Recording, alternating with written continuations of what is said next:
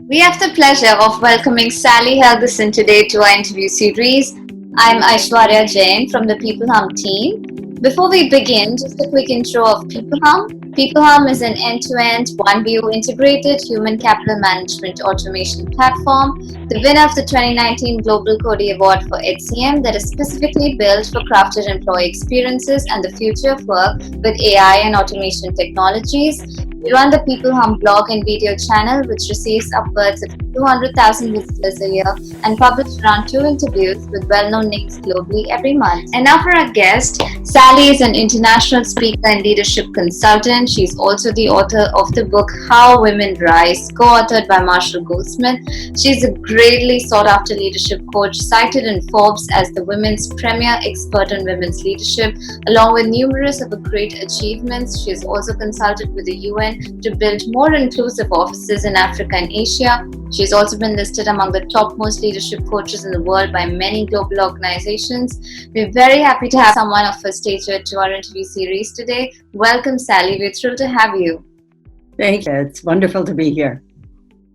So, Sally, firstly, I hope everything is safe and sound. I know you're based in NY. Can you give us a sense of, how is it going on and how do you see it impacting workplaces, businesses, and the general economy in the long term? I'm about 100 miles north of New York City. So in New York City, it's very bad. I talk to friends there all the time. I've had 4 friends who've died in New York City. Friends who live there say that it's a constant sound of sirens and helicopters overhead. So it's been a very bad situation there.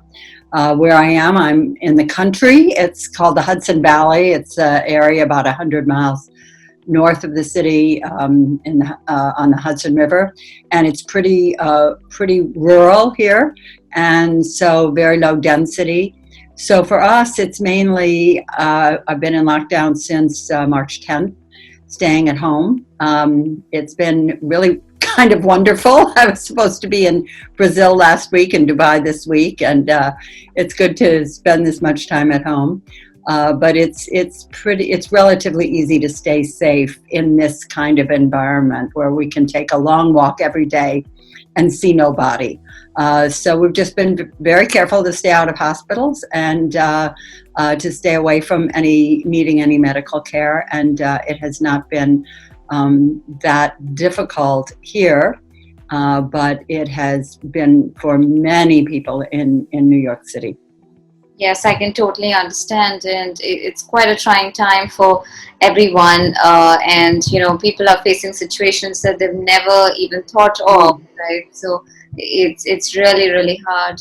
And but on a lighter note, I do see a lot of books in your background, and I see that you're an avid reader. So, are you currently reading any book right now?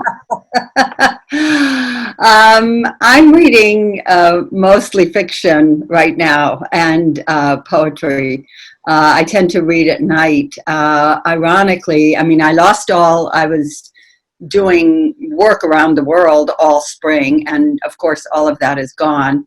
But ironically, I am, like many of us, busier than I've ever been because I'm doing programs like this that I often don't have the opportunity to contribute to, doing some writing and really thinking very deeply about how this period is going to impact the world for my clients, the people I coach, the companies I work with all around the world. How, what are the impacts of this going to be? Many of which are unknown, but it is, I think it's a time for real reflection, and I'm trying to take advantage of that. Absolutely. I think everyone should do that, learn from you and a lot of others who are just, hunkered down, but they're constantly trying to understand and trying to, upskill themselves, looking at everything in perspective and doing a lot of introspection. And that's very important, and we can leverage this time to do that. And you've also written a book, How Women Rise. Can you tell us a little about that book? Oh, certainly. How Women Rise, which is about the habits and behaviors that are most likely to get in the way of successful women. I wrote it with my co-author on that for that book, Marshall Goldsmith. Marshall had written a big bestseller called What Got You Here Won't Get You There, about the habits and behaviors most likely to get in the way of successful people as they try to move into leadership. I thought his model was brilliant. His idea was that the same behaviors that get you to a certain level can then start to get in your way as you try to move higher, but that we remain attached to them because we know that they got us where we are. So I thought it was a brilliant idea, but Marshall's coaching base is about 85% men. So I found that there were a number of the habits and behaviors in the book that really didn't apply to women, and a lot of things that I had noticed over my 30 years working with women leaders around the world that that did, would have been more suitable. So I suggested to him that we collaborate on the book. How Women Rise is the result. We did the launch of the in India for the book together in August of 2018. So we did a number of very large events in both Mumbai and Bangalore. We were supposed to do one in Hyderabad, and it didn't work out. But it has been a very successful book in India, and that has been very gratifying. Reception was fantastic. Absolutely. I think, the work that you're trying to do and trying to empower women, and I've spoken to, Dorothy Dalton and Deborah Rowe, and all of you are just trying to make such an inclusive environment and really trying to put the spotlight on things that a lot of people just like to take granted for. So what are the challenges that you mostly face when you're trying to bring women to the front seat, or you're trying to bring them to the table? Well, I think the challenges are three. The first two are cultural and structural. They're still in place, and to different degrees in different parts of the world. By cultural, I mean a culture that tends to view certain male characteristics, particularly, the ability to demonstrate dominance and overconfidence, often extreme confidence. I can handle that, even when there's no proof that the person can handle it. There are those kinds of culturally where organizations have, not surprisingly, grown comfortable with those kinds of behaviors, and they tend to see them as leadership behaviors. So that's an impediment for women, that cultural aspect. And I've watched that begin to change as there have just been more women in organizations. There's less assumption that, what men demonstrate is the natural form of leadership. So that's cultural. Structural. And I think this is why this time is going to be very, very interesting. Cultural aspects have been, the workplace as we know it is built on a very strict separation of work and home.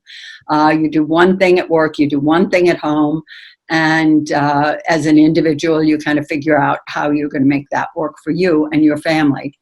And so companies have worked over the last 30 years to begin to accommodate that with all kinds of programs ranging from parental leave to, in some places, on-site childcare.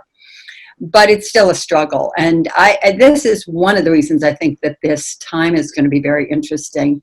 And not that it's not extremely difficult for women with small children at home to work from home, because we see that. I've sat in on meetings where there's a 3-year-old crying, but in this period. But I think that both people have gotten more used to the idea of, how much of what we do in an office is really requires us to be there. How much can we develop our own, schedule our own way of working and make it work? And organizations are seeing, how that plays out as well. So that's the structural thing. And then the third thing, which is really what I was trying to focus on with How Women Rise, are certain behaviors and habits that women have and assumptions women make that do tend to get in their own way.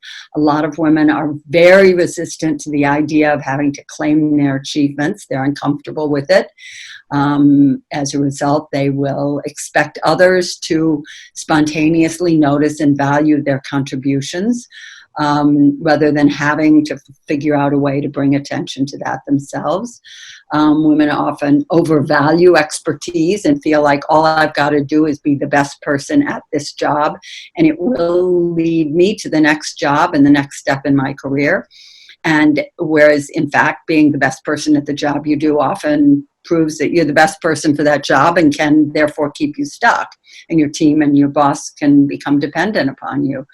Over a tendency to ruminate and question themselves too much, apologizing when it's not necessary, some of these things. So that's what in How Women Rise we work with.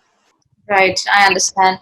And have you also seen women kind of really change their mindset and get, bolder with time? Have you seen that? I have seen that, and that's been one of the joys of my life, is to watch that happen.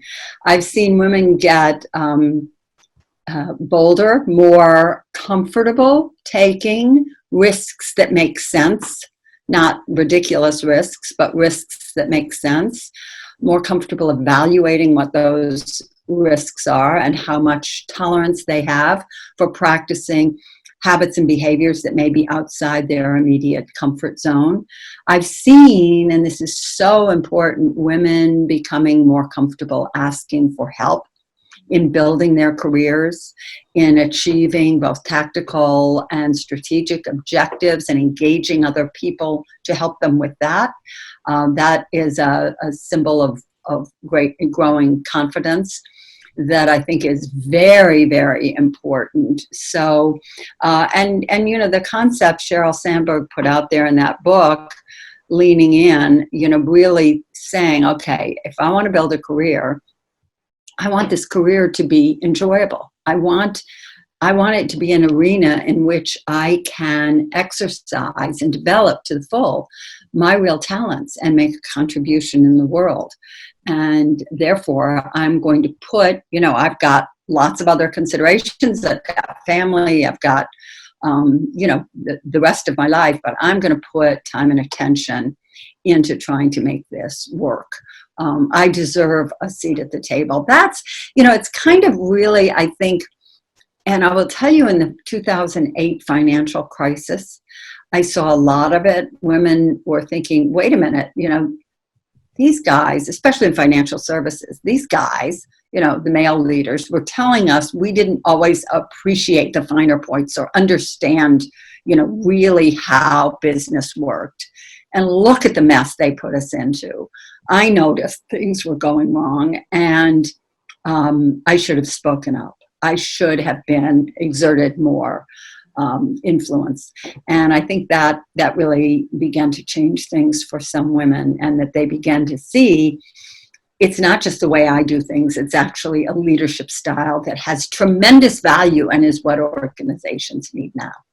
Absolutely, I agree with you. I think before, women were really scared and they could not really ask for help or call out things. But I think, we are kind of getting more and more comfortable in workplaces, and we have the ability to be good leaders as well as, call out things that are not right. And that's very important for having an inclusive workplace.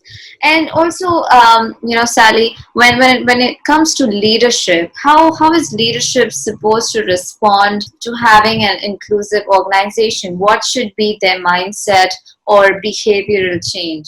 First of all, it is understanding what an inclusive organization really is. And an inclusive organization, in my mind, is a couple things. First of all, it's an organization that is able to value its people, not just based on the positional power that they hold. So is able to see the value in what people might have. not connected necessarily to their position. And a non-inclusive organization will only usually really place value in the people who hold the most powerful positions. So that's number one.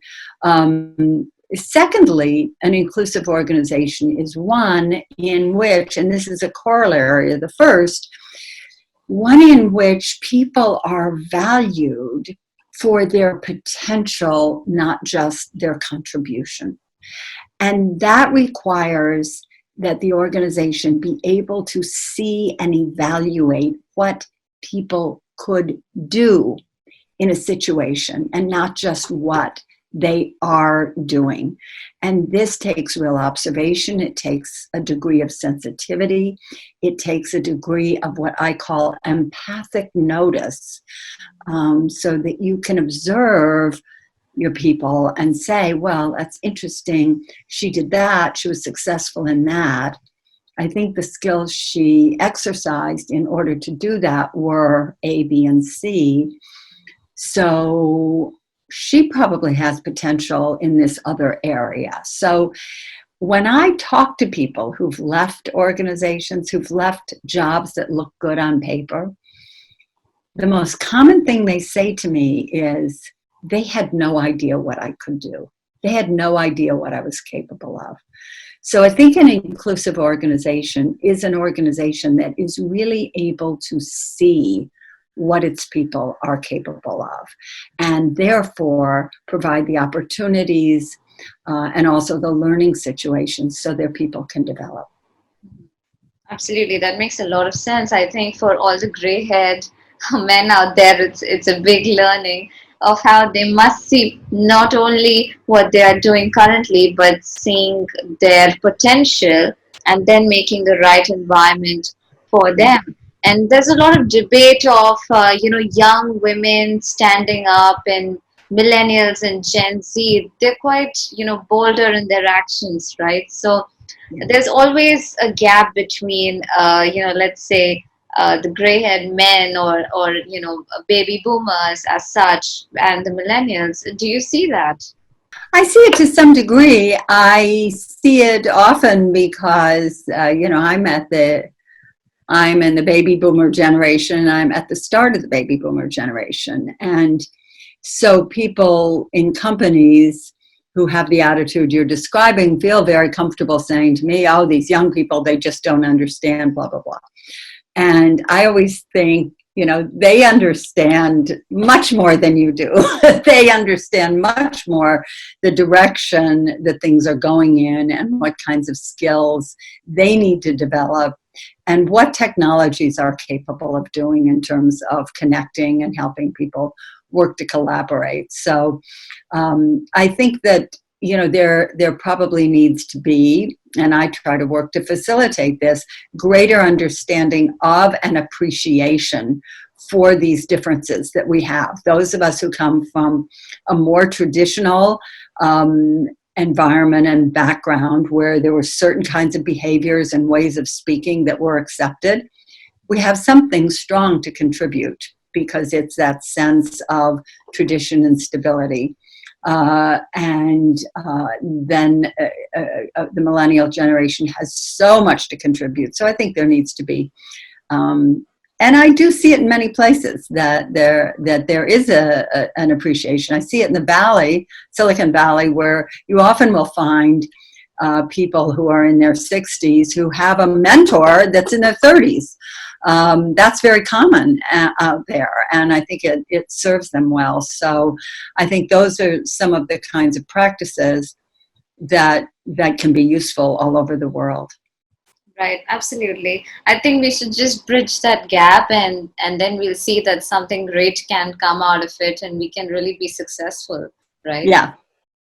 And you do a lot of leadership programs, workshops, seminars, right?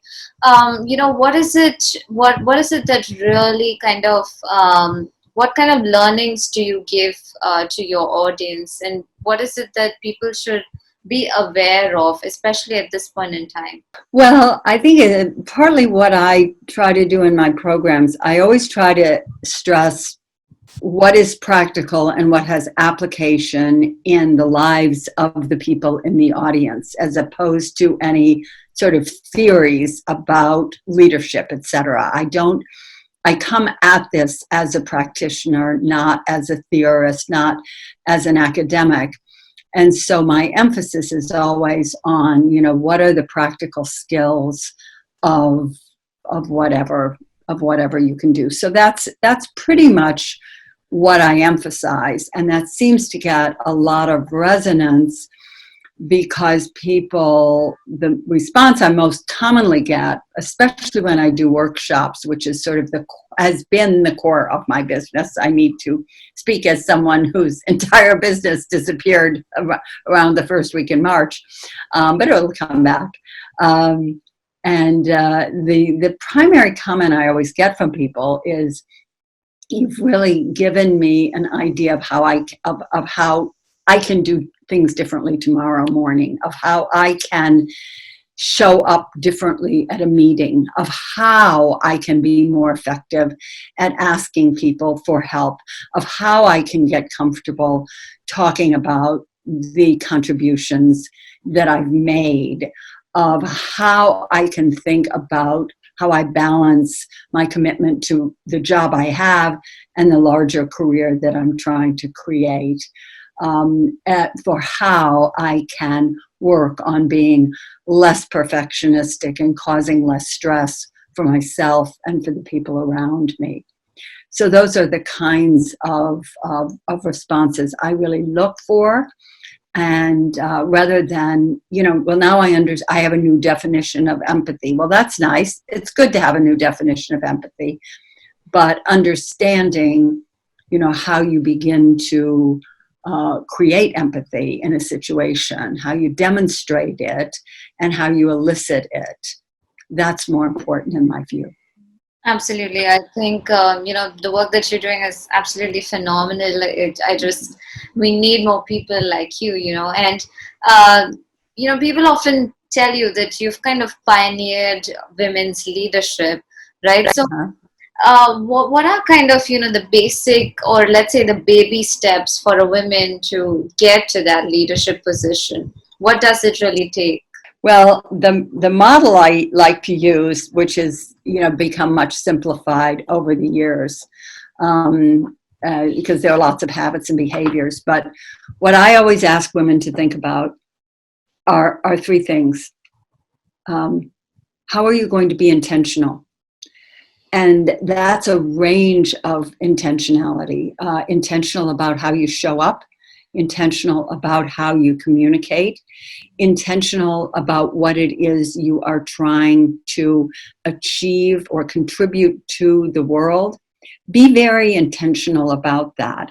Think through, and then specify in very clear language what it is, when you come into a job, you want your chief contribution in that job to be, and what you would like that job to lead to. So be very intentional and aware of what you do, and cultivate that capacity for intention and clarity of intention. Second, be connected. Stay connected. Build your connections. The research shows that people who have satisfying, really exceptional careers are all people who are able to balance expertise, visibility, and connections, your relationships. Women are very good at building relationships. They're not always as good at leveraging relationships, that is, engaging others to help them and being a resource for offering help. Often they're a good resource for offering help, but they don't engage others to help them. So cover both those sides of the process, but stay connected. And this is a really interesting time to do that. And I think I notice about myself, I belong to a big professional group, and in the first 2 weeks of the crisis, everybody lost most of their work, I think, really for the coming year. So people were a little confused and, often a little bit desperate. And everybody was saying, we've got to pivot. We've got to change how we do everything. And I remember thinking at the time, that's true, but let's just take a little time right now to reflect and really feel what's going on here and feel the impact of this. This is one of the biggest things any of us have ever lived through. It is a historic event, so we need to take the time. And what I decided I was going to do in that time, rather than trying to reinvent my business in 2 weeks, was just connect and reach out to people I'd worked with, people in the past, people who'd made an impression on me, people I knew from my hometown, obviously extended family, clients, colleagues, just to connect with them. And I think that capacity for staying connected is really an important thing. So intentional, connected, and then the third thing is present. To be present at all times for what your intention is, for the person in front of you, for what you want your contribution to be, for what your task is, for what you're hearing, for what you're seeing, for what you're doing. So I think that that sort of map of intentional, connected, and present is, on one hand, a very powerful template for women to use in terms of thinking about developing themselves as a leader. And I think during this particular time, it's especially helpful. How intentional am I today? It's a day of a lot of confusion. There's a lot going on. I'm not on my usual schedule. I'm balancing things at home as well as work. How am I going to be intentional today? Who am I going to connect with? And how do I want to connect with them? What kind of quality do I want in that connection? And then how am I going to be fully present for the moment, for the day, for the opportunity, and most importantly, for the people that I'm with, whether they're the very limited group at home. I've got one person at home, my husband and I, or whether, we're in a situation where we're physically present with a lot of people. Absolutely. So you need to be conscious about what you're thinking, being intentional, and then you need to connect with people, build relationships, and finally you need to also be present and be kind of proactive into what you're going to do and how you're going to do it, and that'll really build confidence in a woman, right? And an odd question here, Sally. Have you also seen women not being open or not being as supportive of women's leadership? Have you seen some downside to coaching women for leadership? Yes, definitely. I have seen that. I see less of that than I used to years ago.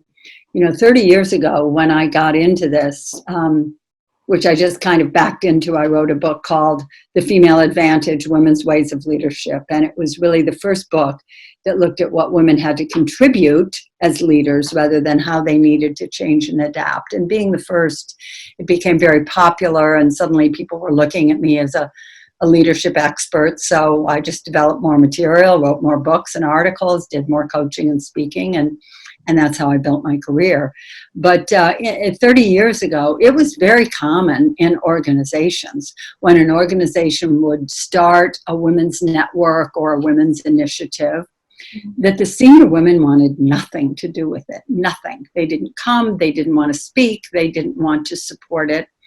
And it's because they felt that, I would hear them say, I want to be seen here as a leader, not a woman. This is very rare today. You find women in senior positions really seeing that support of women's initiatives and women's networks is something that they want to do because that is going to be a career builder for them rather than a career ender. So this has changed a lot. The other thing is research demonstrates that the more women who are in an organization, the less well women who don't support other women, the less well they do, the less likely they are to achieve a leadership position. So I think just the numbers of women coming into organizations have made it harder for women who enjoy that kind of what we always call the queen bee situation, where it's just you at the top and nobody else. It's made it harder for that kind of for a woman who has that attitude and approach to really thrive. Now, that said, there are still women of my own cohort, women who are, at the older end of the baby boom, who came into organizations and really had to claw their way up and experienced an enormous amount of very blatant sexist behavior that is not common or certainly not viewed as acceptable anymore. A sort of Mad Men era, if you've seen that show, set in the late 60s. And they went through that and they survived, and it was an ugly experience. And you will hear women who come from that say, I had to come up the hard way. I don't see why it should be easier for the younger women. So that attitude, which doesn't really serve them and doesn't serve the organization and doesn't serve women or men, I would suggest, that attitude still does exist. But to me, what's been remarkable has been the change and how women who, the last thing on their mind was supporting other women 30 years ago are now actively involved in that.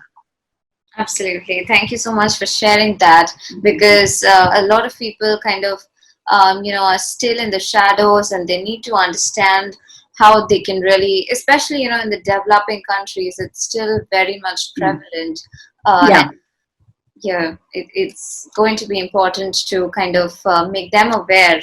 And if we can do that as a channel, I think that's wonderful. So thank you so much for bringing that to view. Also, what is your impression of the future now as we move out from the pandemic? Will you see some kind of change, or do you anticipate some kind of change with respect to being an all-inclusive workplace? I hope for that. I believe that as we come out of this, it's going to manifest differently in different places, depending on the decisions that are made. On the downside, I do think that there's, a potential for real divisiveness as we come out of this with people blaming. There's also going to be a lot of pain because especially smaller businesses that don't survive, there's going to be a lot of resentment. So I think that there are some things that we're going to have to deal with that are going to be real and are going to be painful. And I really caution against the idea of, now we're all going to be wonderful collaborative people and we're going to work from home and the future of work is going to look great. I believe that ultimately, but I think that there will be certainly some pain, disappointment, resentment, and division that will also be a more short-term or medium-term impact.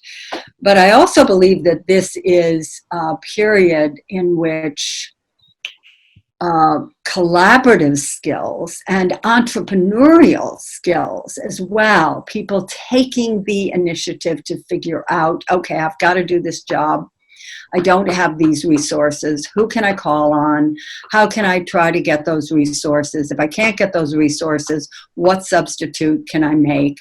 People are really being tested in a way, even in larger companies, to build more entrepreneurial skills, to build more technological skills, to connect with people more broadly, not just the people in their unit or division, but because we're thrown into, we're not co-located anymore with the people we work with in this period.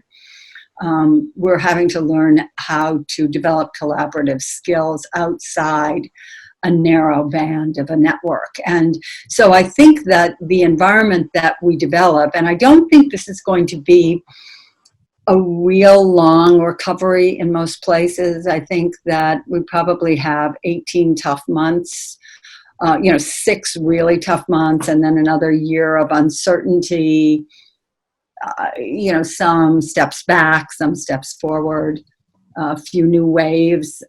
definitely will occur of illness in different places. But I think as we recover from it, I don't think it's going to be I don't think it's going to be like a 10-year, like the Great Depression or even the '08 recession. I think within 2 years, there'll be a lot of recovery in most sectors. And that we will have learned different skills, and it will be more self-reliant, and it will be more internally disciplined rather than being disciplined by the parameters of our office or our workplace. And we'll be more, we'll be thinking more along the lines of what can I do? How can I show up? What's going to be effective rather than, okay, the boss says this, I have to do it. So I think that that's going to be very, very good for people, and that it's also going to suit us better in terms of creating the next iteration of the economy that we live in, which is going to have to be more holistic and environmentally minded. Absolutely agree with you on that, and it's going to be interesting how things kind of unfold. And if you're really resilient, I think we will definitely be able to kind of go through this phase and really come out successful. So thank you so much, Sally, for really putting out your views there. It was really a pleasure talking to you, and I really appreciate your time and all your views. Thank you so much. Thank you so much. I've really enjoyed being here. Take care, Sally. Have a great day. Thank you. You too. Bye-bye. Bye.